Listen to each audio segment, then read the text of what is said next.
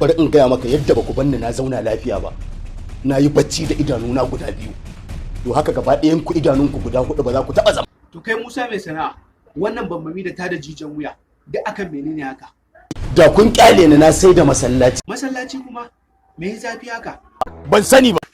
A'a, to amma ka shigo gidan mutane ba sallama. Na ce ba za a yi maka sallamar.